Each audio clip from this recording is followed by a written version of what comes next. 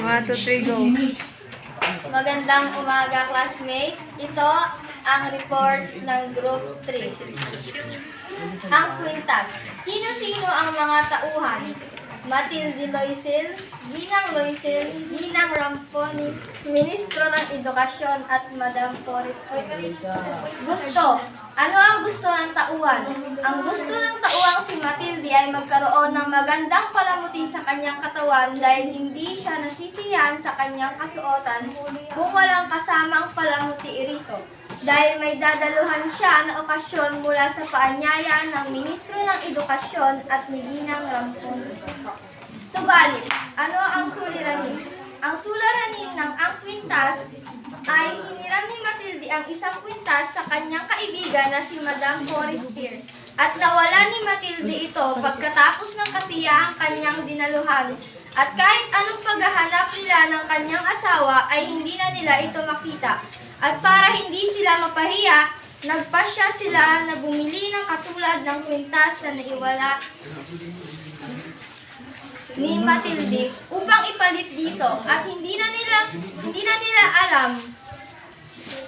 Dito na magsisimula ang kanilang pagkakautang at pagkahirap dahil sa nabili nilang kwintas ay napakamahal kaysa sa nawalang kwintas ni Matilde galing kay Madam Forrester. Gayon nga, ano ang solusyon sa suliranin? Ang naging solusyon sa suliraning ito ay nagkanda-utang sila at nagtrabaho upang mabayaran ang kanilang utang. Sila ay nagtiyaga at nagsumikap para lamang mabayaran ang kanilang mga utang. Sa kwentong Empeng Negro, sino-sino ang mga tauhan? Empeng Negro, Ugor, at ang nanay ni Empeng. Gusto. Ano ang gusto ng tauhan? Gusto ni Ugor na tuksuin si Empeng, sanhi ng panlabas na anyo nito dahil anak siya ng negrong Amerikano at ang kanyang kapatid naman ay anak ng Amerikanong puti at sa iba't iba itong mga tatay. Kaya gano'n na lamang ang pagtukso nila kay Empeng. Subalit gusto ni Empeng na magkaroon ng kapayapaan kahit na iba siya sa lahat. Subalit, ano ang suliranin?